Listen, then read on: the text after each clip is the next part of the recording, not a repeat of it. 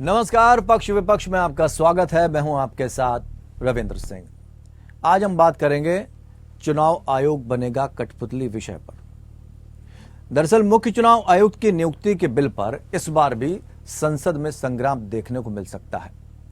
सरकार संसद के विशेष सत्र में मुख्य चुनाव आयुक्त की नियुक्ति का बिल पेश करने वाली है, जिसका मानसून सत्र में विपक्ष विरोध कर चुका है। विपक्ष सिलेक्शन कमेटी से सुप्रीम कोर्ट के मुख्य न्यायाधीश के शामिल नहीं करने का विरोध कर रहा है। विपक्ष का कहना है कि सिलेक्शन कमेटी में सत्ता पक्ष का बहुमत है और इसके जरिए मोदी सरकार चुनाव आयोग को कठपुतली बनाना चाहती है, जिससे वो अपने इशारे पर नचा सके। इसकी हकीकत को हम समझने की कोशिश करेंगे। खबर देखते हैं, फिर चर्चा आगे बढ़ाएंगे।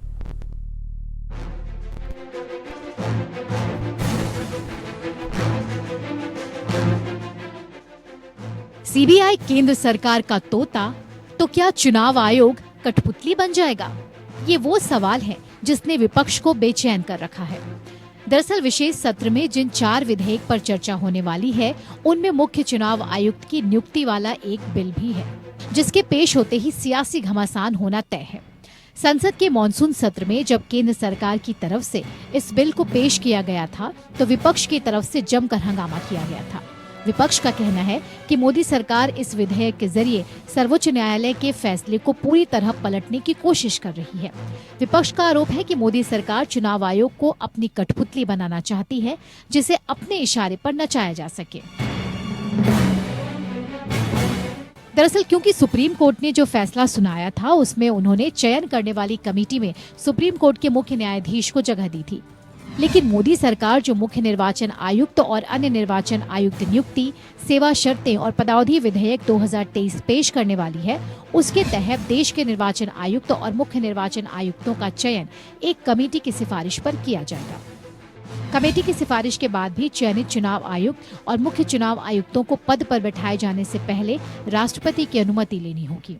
चुनाव आयुक्तों के चयन की सिफारिश के लिए जो कमेटी बनाई जाएगी, उसकी अध्यक्षता खुद देश के प्रधानमंत्री करेंगे और इस कमेटी के सदस्यों में विपक्ष के नेता और एक केंद्रीय मंत्री शामिल होंगे। वहीं केंद्रीय मंत्री का चयन भी प्रधानमंत्री ही करेंगे। सुप्रीम कोर्ट के फैसले के मुताबिक इस कमेटी में सुप्रीम कोर्ट के मुख्य न्यायाधीश को जगह दी गई थी, लेकिन मोदी सरकार के नए बिल में सुप्रीम कोर्ट के मुख्य न्यायाधीश को इसे बाहर कर दिया गया है, जो विपक्ष के विरोध की वजह है। विपक्ष का मानना है कि इस बिल के पास होने से चुनाव आयोग की स्वायत्तता पर असर पड़ेगा। उनकी नियुक्ति की पूरी प्रक्रिया ही एक तरफा हो जाएगी, तो इससे चुनाव आयोग की स्वायत्तता और निष्पक्षता भी प्रभावित होगी।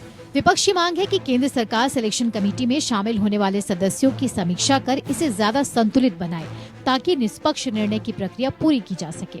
विपक्ष की मांग है कि इस सिलेक्शन कमेटी में विपक्ष को और मजबूत करना चाहिए। इसके साथ ही सर्च कमेटी में भी जजों या कानूनी जानकारों को जगह मिलनी चाहिए। अब देखना है कि जब इस बिल को संसद में पेश किया जाएगा तो इसका रूप क्या होगा। क्या विपक्ष की मांग पर इसमें संशोधन किया गया है, या फिर सरकार विपक्ष के विरोध से बेपरवाह बिल को पास कराने में कामयाब होती है। Bureau report, APN।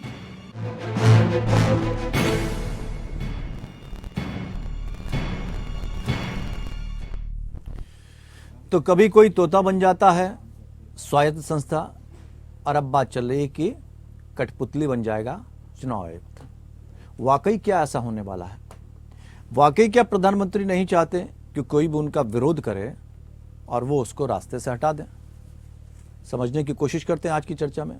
3 खास मेहमान हमारे साथ जुड़े हैं इस पैनल में। अश्विनी शाही, प्रवक्ता भारतीय जनता पार्टी, हमारे साथ आज स्टूडियो में मौजूद हैं। डॉक्टर कुलदीप मलिक, नेता कांग्रेस, हमारे साथ जुड़े हुए हैं।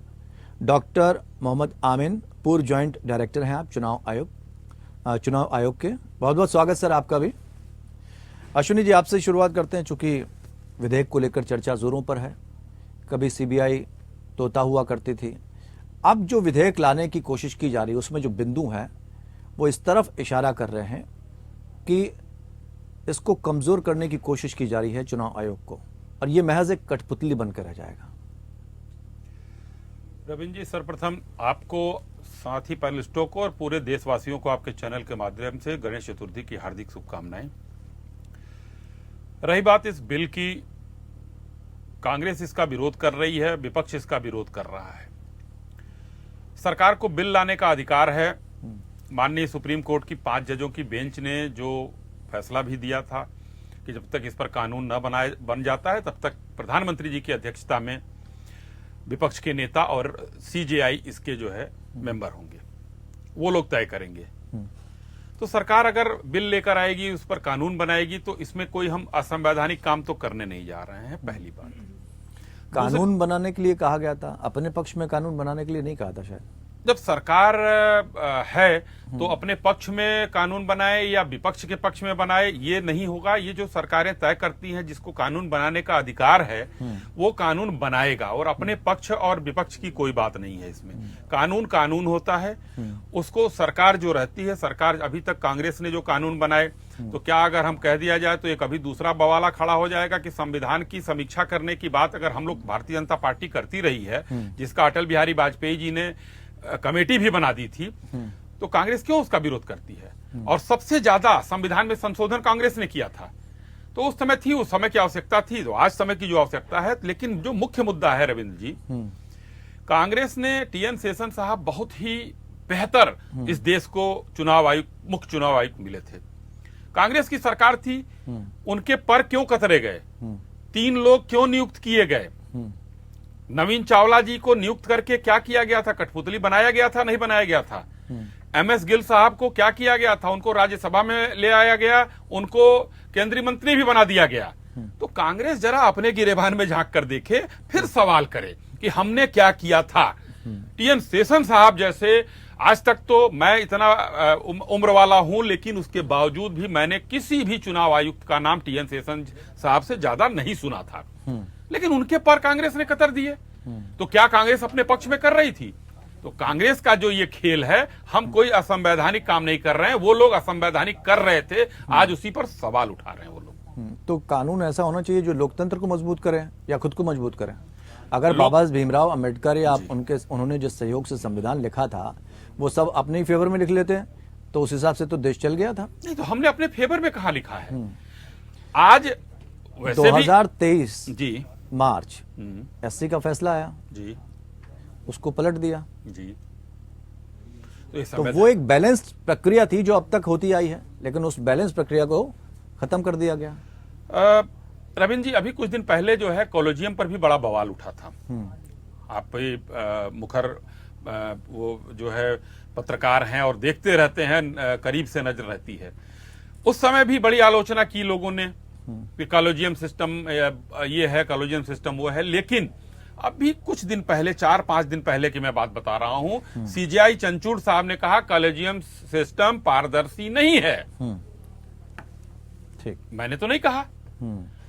तो सरकार जो माननीय मोदी जी के नेतृत्व में चल रही है, उसमें कुछ ऐसा नहीं है। हम तो देखिए 2047 तक तो हम हैं, उसके बाद हो सकता है इनकी सरकार आ जाए तो इनको भी तो फायदा होगा, तो हमारे पक्ष में कैसे हुआ? ठीक बात है जी। चलिए, डॉक्टर कुलदीप मलिक जी क्या कहना चाहेंगे? अपनी बात अश्विनी जी ने रख दी।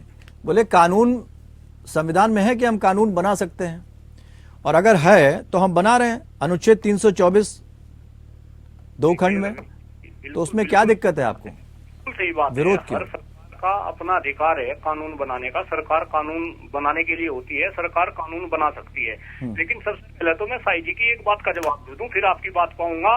भाई यहाँ बात भारतीय जनता पार्टी की सरकार की हो रही है। अब आप पत्रकार बंधु क्वेश्चन करते हैं इनके बारे में, और ये पहुंच जाते हैं कांग्रेस के पास्ट के बारे में। मैं इस बात को गंभीरता से एक्सेप्ट कर रहा कि भाई कांग्रेस ने तो इस देश में बहुत गलत काम करे, और जनता ने कांग्रेस को उसकी सजा दे दी। अब आपकी सरकार है, अब आपकी सरकार है, आपको काम करने, क्या आप भी वे सब काम करेंगे जो कांग्रेस ने करेंगे? फिर आप में हमारे में अंतर ही क्या रह गया? रही बात, प्लीज अब मेरी बात पूरी होने दीजिएगा जी। मैं कह रहा कांग्रेस तो बहुत कांग्रेस ने तो भ्रष्टाचार भी बढ़ाया, महंगाई भी बढ़ाई, इस देश में निजीकरण भी बढ़ाया, किसान की भी बड़ी समस्या कांग्रेस ने करी, युवाओं साथ भी जाति करी। कांग्रेस ने बहुत गलत काम करे, और कांग्रेस को उसकी सजा मिल रही। 9 साल से सत्ता से बाहर है। भाई अब तो आप सत्ता में है, तो आपको कुछ अलग काम करना पड़ेगा। रही रविंद्र जी इस कानून की बात, देखिए जब से भारतीय जनता पार्टी की सरकार केंद्र में है, इस सरकार की 2 नीति है। एक तो ये जितने भी ये स्वतंत्र संस्थाएं हैं, ये कहीं ना कहीं इन पर प्रहार कर रहे हैं, और इन स्वतंत्र जो संस्थाएं हैं इनको खत्म करने की ये कोशिश कर रहे हैं। और दूसरी सरकारी संस्थाएं हैं, इन्हें खत्म करके इनका ये निजीकरण कर रहे हैं। तो चुनाव आयोग चूंकि एक स्वतंत्र संस्था है, और कहीं ना कहीं कई बार हमने ऐसा देखा है कि चुनाव आयोग के सामने सरकार को घुटने टेकने पड़े। अब ये उसी का ही नतीजा कि जब एक तरफ माननीय सुप्रीम कोर्ट ने आदेश दिया कि भाई आप ऐसा ऐसा करो, और ये ऐसा ऐसा ना करके ये अपने तरीके से कर रहे, तो कहीं ना कहीं देश की जनता सब देख रही, और आने वाले समय में देश की जनता एक करारा जवाब कहीं ना कहीं भारतीय जनता पार्टी को इन सब बात को लेकर देगी। और अगर ये कानून आएगा संसद के अंदर, भारतीय जनता पार्टी इस कानून को लेकर आएगी, तो कहीं ना कहीं इसका विरोध पहले भी विपक्ष ने किया और आगे भी विपक्ष इसका विरोध करेगा। लेकिन आप तो भारत जोड़ो पे निकले हुए हैं, आप जोड़ नहीं पा रहे हैं। वो कह रहे हैं कि हमें सारा वोट बैंक तो हमारे पास आ रहा है, जनता तो हमको पसंद कर रही है, हम सारे नियम जो बना रहे हैं वो फेवर में बना रहे हैं, हमारे यहाँ तो पारदर्शिता है, इसीलिए तो जनता आपकी बात नहीं मान रही है। नहीं रविंद्र जी, जहाँ तक भारत जोड़ो की बात है, तो भारत जोड़ो नहीं, मैंने एक एग्जाम्पल दिया आपको। नहीं, तो मैं भी उसी पे ही बात कर रहा भाई। भारत जोड़ो यात्रा में क्या हुआ, और आगे भी मैं बता दूं आपके चैनल के माध्यम से कि उसका सेकंड फेज भी शुरू होने वाला, उसमें भी क्या होगा, उससे जो है रातों की नींद उड़ रही भारतीय जनता पार्टी वालों की। और जहाँ आप जुड़ने की बात कर रहे हैं भाई, देखो भारत कैसे नहीं जुड़ रहा, और आप परसेंटेज की बात कर रहे हैं, मैं मान रहा भारतीय जनता पार्टी को 2014 में बहुमत मिला, इन्होंने लोगों का बेवकूफ बनाया। इसके बाद में फिर इन्हें ज्यादा वोट के साथ में जो है 2019 में भी जो है मत मिला, इस बात को भी मैं एक्सेप्ट कर रहा, लेकिन उन्होंने फिर से लोगों को बेवकूफ बनाया। लेकिन ये पब्लिक है, ये जनता है, सब जानती है अंदर क्या है बाहर क्या है, ये सबको पहचानती है। इस बार हिंदुस्तान की जनता बेवकूफ बनने वाली नहीं, और ये भारतीय जनता पार्टी के चंगुल में फंसने वाली नहीं। और इसका मेरे ख्याल से रिजल्ट भी दिख रहा। अब देख लो, ये तो कांग्रेस मुक्त भारत की बात कर रहे थे, अब कांग्रेस की 7 राज्यों में सरकार है मान्यवर, और जिनमें से 4 राज्यों में अपने दम पे सरकार है। आप देखो हिमाचल प्रदेश में क्या हुआ, कर्नाटक में क्या हुआ। ठीक है, डॉक्टर आमिन साहब भी हमारे साथ जुड़े हुए हैं, पूर्व ज्वाइंट डायरेक्टर हैं चुनाव आयोग के। डॉक्टर साहब, आप ज्यादा अच्छे से क्लियर कर सकेंगे, अब जो विधेयक लाया जा रहा है वाकई ये माना जाए कि उसमें शक्ति संतुलन नहीं है, और अगर नहीं है तो इसके दुष्परिणाम क्या होंगे? डॉक्टर साहब, आवाज आ रही है आप तक? आमिन साहब,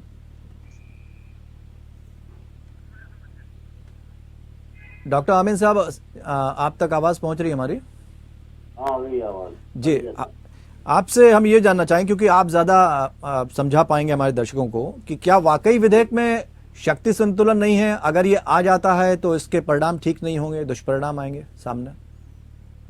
नहीं, रणधीर देखिए, ऐसा ना कि जब हमारा फर्स्ट इलेक्शन का प्रोसेस शुरू हुआ था 1951 से 52 से स्टार्ट हुआ था, तो इसमें हमेशा एसीसी अपॉइंटमेंट कमेटी के जो प्राइम मिनिस्टर थे वो हेड होते थे, और हमेशा कैबिनेट कमेटी ही इसको अप्रूव करती थी, और ये एक प्रोसीजर रहा है। लेकिन बाद में इसमें बड़ा हुआ इंक्वायरी हुआ, और बाद में पिटीशन हुए, सब कुछ हुए, लोग कोर्ट पे गए कि इसमें जो है बेईमानी की गई है। लेकिन ऐसा कुछ नहीं है। जो लास्ट अपॉइंटमेंट हुआ था कमिश्नर का, उसमें कुछ भी गलत नहीं पाया गया। बस ये था कि जल्दी कर दिया गया था अपॉइंटमेंट, क्योंकि हमारे स्टेट के इलेक्शंस आने थे सामने, 5-6 स्टेट के इलेक्शन थे, इस चक्कर में अपॉइंटमेंट जल्दी किया गया, जिसके लिए लोगों ने कहा कि इन्होंने अपना अपॉइंटमेंट कर दिया है। जबकि उसके अंदर जो सिलेक्शन हुआ था कमिश्नर का, उसमें कोई अनियमितता नहीं पाई गई थी, ऑन मेरिट था, जिसके लिए सुप्रीम कोर्ट ने कुछ भी नहीं कहा। जिसके लिए लोगों ने कहा था कि इसमें बेईमानी की गई है या अपना आदमी लाने के लिए दूसरे पैनल्स को काट दिया गया, बिल्कुल ऐसी कोई बात नहीं थी।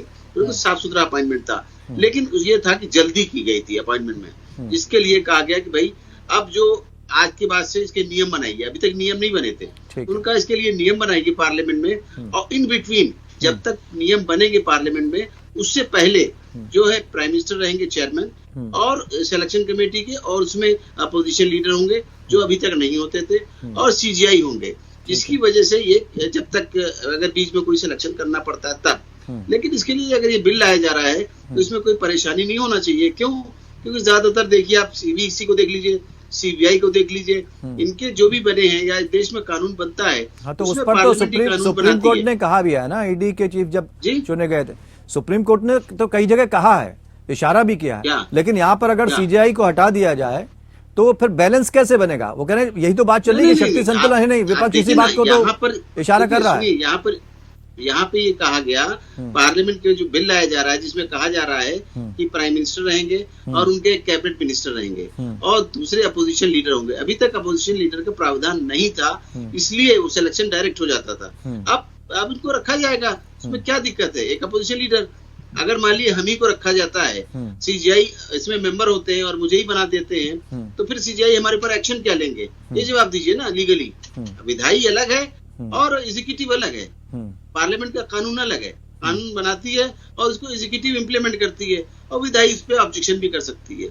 तो फिर चुनाव आयोग पे जिस तरह से सवाल खड़े होते हैं कि जब चाहे वो चुनाव करा दें, इशारों पर काम कर रहे हैं, इसमें कोई ये सब निराधार है? टोटल बेसिक निराधार है, कभी कुछ बेईमानी हो नहीं सकती। इसी तरह से मैंने हर चैनल पे कहा है, आपके भी चैनल पहले मैंने कहा है कि कभी भी बिल्कुल पारदर्शिता होती है और इनके जो हमारे चीफ इलेक्शन कमिश्नर है, कमिश्नर्स है, इनकी पावर जो है सुप्रीम कोर्ट के जज के बराबर होती है। हमारे यहाँ कोर्ट बनी हुई है। इस तरह की बातें कुछ भी नहीं है, इतना ही इस तरह को तूल दिया जाता है। तो इसकी साफ सुथरा स्वायत्तता की बात कैसे चलेगी? अगर वोटिंग जब होगी या इस आधार पर होगा तो फिर एक तरफा नहीं हो जाएगा? नहीं, आप बताइए मुझे, आप ही बता दीजिए। 3 लोग अगर हैं तो 3 में बैलेंस कैसे होगा? बेईमानी कहाँ हो सकती है? मशीनों में 3 में बैलेंस कैसे होगा? इसमें बैलेंस तो है। अभी आप बताइए ना, सीबीसी का इलेक्शन होता है, आप सीबीआई के डायरेक्टर का इलेक्शन होता है और भी अपॉइंटमेंट्स होते हैं। अगर इसमें प्राइम मिनिस्टर है और कैबिनेट का मिनिस्टर है और अपोजिशन लीडर है तो इसमें क्या दिक्कत है? पारदर्शिता बिल्कुल, इसमें बिल्कुल क्लियर है, इसमें कोई बेईमानी वाली बात नहीं है। ठीक। कुलदीप जी, आप कुछ कहना है आपको? जी देखिए रविंद्र जी, मुझे क्या कहना है, पूर्व ज्वाइंट डायरेक्टर हैं आप चुनाव आयोग के, और वो कह रहे हैं कुछ भी नहीं है, सब निष्पक्ष है, बेवजह तूल दे रहे हैं आप लोग। अगर पूर्ण ज्वाइंट डायरेक्टर है चुनाव आयोग, क्या वो यहाँ कह देंगे कि भाई नहीं सरकार ऐसा गलत कर दी, मैं तो ऐसा मानता नहीं कि ऐसा कह देंगे? रही बात, अभी आप भी बात कर रहे थे, सीबीआई की बात कर रहे हैं, आप ईडी की बात कर रहे हैं। भाई सीबी और ईडी तो ये तो सारे के सारे सरकार के तोते हैं। जैसे सरकार चाहेगी सरकार वैसे ही काम करेगी। मैं बिल्कुल गंभीरता के साथ कह रहा, अगर आज सरकार की तरफ से ये निर्देश मिला कि भाई कुलदीप मलिक के ऊपर सीबीआई को जो है कल छापे मारने, तो ये कल ही कुलदीप मलिक के जो है घर पर आके छापे मार देगी। आप क्या बात कर रहे हैं श्रीमान जी? ये सारी पब्लिक को पता।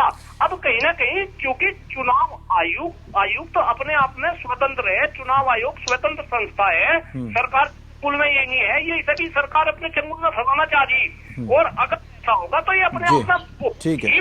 डॉक्टर आमिन कुछ कहना चाह रहे हैं? डॉक्टर आमिन जी मुझे जवाब दीजिए। एक तो इन्होंने ईडी का सवाल उठाया। आमिन साहब ईडी का सवाल उठाया। इससे पहले आरोप प्रत्यारोप इलेक्शन कमीशन पे आज से नहीं, शुरू से लगते आए हैं। आवाज आ रही है आप तक? जी, मैं ये कहना चाहता हूं, मैं ये इसमें इंक्लूड कर रहा हूं थोड़ा सा।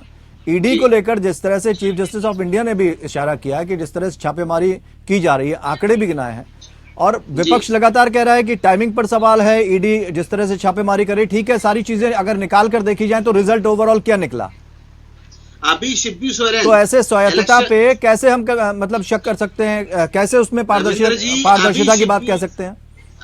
अभी सोरेन सरकार गई है चीफ जस्टिस के पास, उन्होंने कहा कि बिल्कुल ईडी का राइट है आपसे पूछने का, आप जाइए, अगर कोई कोशिश है आप हाईकोर्ट पे करिए अपना अपील।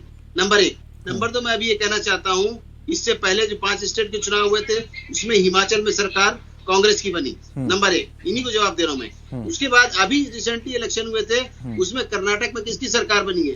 क्या इलेक्शन कमीशन बेईमानी करता है? तो ये 2 सरकारें अभी एकदम रिसेंटली कैसे बन गई? तो लोकतंत्र जिंदा हो जाता है ना। समस्या ये है कि जहां ये लोग जीतते हैं वहां लोकतंत्र जिंदा रहता है। इससे पहले ममता बनर्जी ने लगाया, ठीक है, एक इलेक्शन में हारी, दूसरे इलेक्शन में जीतने के बाद चीफ मिनिस्टर बन गई। ये सब चीजें गलत है आप लोगों की, आपकी सोच गलत है। अपनी सोच को बड़ा बनाइए। इलेक्शन कमीशन एक छोटी संस्था नहीं है, बहुत बड़ी संस्था है और बेईमानी करना बड़ा मुश्किल है। कुलदीप जी। रविंद्र जी, क्या मैंने ये आरोप लगाया कि इलेक्शन कमीशन जो है बेईमानी करता है? अरे मैं कह रहा इलेक्शन कमीशन अगर ऐसा आप करेंगे तो सरकार के अंडर, सरकार की कहीं ना कहीं उसमें ज्यादा दखलंदाजी होगी। आप उस तरीके से नहीं होगी, नहीं हो सकती। वो कह रहे हैं नहीं होगी। अश्विनी साई जी, जी, हम हमेशा टीएन सेशन का एग्जाम्पल देते हैं जी। क्या वाकई हमें एक बार फिर से टीएन सेशन जैसा कोई मिलेगा? क्यों नहीं मिलेगा इस सरकार में, जिस तरह क्यों से नहीं बात कही जा मिलेगा? रही है? क्योंकि अरविंद केजरीवाल ने एक आरोप लगाया है कि जब भी एससी कोई फैसला देगा, पीएम साहब को नहीं पसंद आएगा, वो उस पर अध्यादेश लाएंगे। देखिए, अरविंद विधेयक केजरीवाल जी इस पद पर बैठे हुए हैं, उनको हम लोग ठीक से कोस भी नहीं सकते। उनको तो कोसने के लिए सदन है कि वो सदन में जाकर प्रधानमंत्री से लेकर सबको गाली दे लेते हैं। लेकिन मैं कहना चाहता हूं कि उनका भ्रष्टाचार जहां पर रोका जाता है वो उनको कष्ट हो जाता है। नौकरी में उनको जो है चाहिए था उद्योग करना, ट्रांसफर पोस्टिंग का उद्योग चाहते थे। तो मैं उनकी बात आगे छोड़ता हुआ कहता हूं कि अभी माननीय सुप्रीम कोर्ट ने मनीष सिसोदिया को जमानत देने से मना कर दिया। भाई अगर गुनाहगार नहीं हैं तो क्यों नहीं उनको जमानत मिल जा रही है? तो ये अलग बात है। दूसरी बात मैं कुलदीप जी को कहना चाहता हूं। कुलदीप जी देखिए, आपकी सरकार थी तो उस समय माननीय सुप्रीम कोर्ट ने सीबीआई को पिंजरे का तोता कहा था, लेकिन उसी के उलट अभी कुछ दिन पहले आप लोग गए थे 15-16 दल एक साथ माननीय सुप्रीम कोर्ट के पास। माननीय सुप्रीम कोर्ट ने कहा ईडी और सीबीआई बेहतर काम कर रही है संस्थाएं, उनको काम करने से नहीं रोका जा सकता है, आप लोग जाइए। ये सुप्रीम तमाचा आप लोगों को पड़ा, उसके बाद भी सुधार नहीं है आप लोगों के ऊपर। आपके समय में क्या था, आज क्या है? व्यक्तिगत टिप्पणी वो अलग चीज है कि सीबीआई ने क्या कहा, किसने क्या कहा, लेकिन जो फैसले सुनाए गए उसमें कहा गया कि ईडी सीबीआई बेहतर काम कर रही है। आप चुनाव आयुक्त पर सवाल उठाते हैं, आखिर मंशा क्या है? कि अगर मान लीजिए कि प्रधानमंत्री जी और कोई कैबिनेट मंत्री और विपक्ष का नेता भी रहता था, जैसा कि अमित साहब ने कहा पहले विपक्ष का नेता नहीं रहता था, तो दोनों ने भारत के संविधान की शपथ ली है और देश के लिए काम करने की बात की है, तो पक्षपात की कौन सी बात है? सरकारें पलटती रहती। मैंने पहले भी कहा कि 47 तक तो भाई कोई जगह नहीं खाली, 47 के बाद खुदा न खास्ता आपकी सरकार आ गई तो भाई आपका भी तो पक्ष का वो फैसला हो सकता है, तो उसको क्यों नहीं आप मान रहे हैं? आपको मोदी जी के किसी भी काम पर, अब देखिए नई संसद आज जो है वो बहुत शानदार काम हुआ, नई संसद में सब लोग पहुंचे। सिंगोल पर विवाद, नई संसद पर विवाद, वहां के अशोक स्तंभ पर जो शेर पर विवाद, तो सब चीजों पर विवाद ही करना है। और अपने जो नेता है वो जमानत पर बाहर घूम रहे हैं, उनको भ्रष्टाचारी नहीं कहना है।